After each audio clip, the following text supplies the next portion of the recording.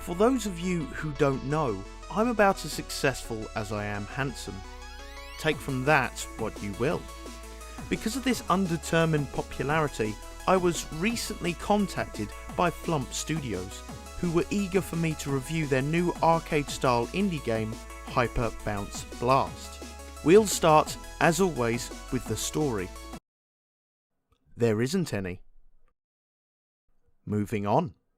The gameplay here emulates the retro arcade style of shooter with a very significant twist. Now, I have been rather outspoken of my hatred of bullet hell games, as I consider them difficult simply for the sake of penny pinching in the arcades.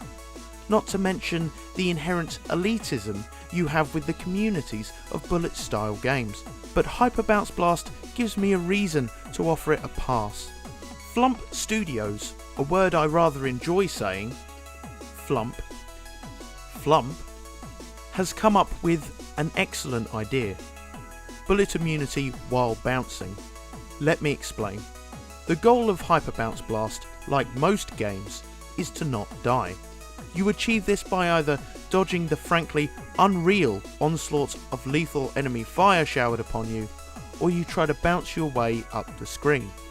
Blue objects and enemies allow you to rack up combos for springing between them, and your score multiplier increases the higher you are up on the screen. While you are continuously airborne, projectiles cannot harm you and are instead absorbed into your hypermeter. As I discovered this mechanic, I was rather skeptical myself. A bullet hell game that allows you immunity? Surely that fractures the high levels of challenge that make these games famous. Well, no. And don't be so close-minded, you bastards. The rather strange balance with not only keeping your continuous fire on target, as well as precisely hopping between constantly moving enemies, is an odd feat that demands practice and time.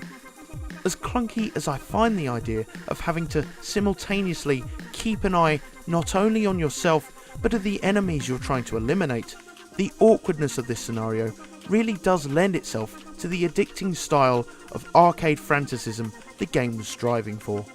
And now we move on to the graphics. The presentation of the game emulates the feel of the arcade well enough to have you stuffing your USB slot full of coins. It's bright, vivid, and very striking, allowing you to keep track of everything through the considered use of clashing colour palettes. I appreciate the music and how fitting it is to the overall feel of the game, but it's not the sort of music I particularly enjoy. One critique, as shallow as it may be, is that the menus seem as if they were made in a rush, and considering they're the first graphics you see, some people may judge the game before they've even got into it. All in all, I was pleasantly surprised with Hyper Bounce Blast. There are other details I've not delved into, such as bonus levels parodying classic arcade games and the various modes to attempt and to unlock. Not to mention the online scoreboard for those of you who are competitive enough to find a place on it. I admire the work Flump has put in to make this game a callback to the glorious days of the arcade. Back in the day, it would cost you £1 every few deaths. Luckily for you, you can pay £4 now and play forever. Hyper Bounce Blast certainly lives up to its exaggerated name. It's a blast, not a flump, just made by a flump.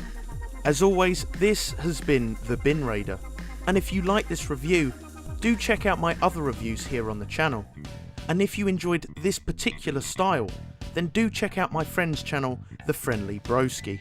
His stuff is a lot more serious and down to earth, and I cannot stop watching it. So do check out his channel. I'll catch you guys next time.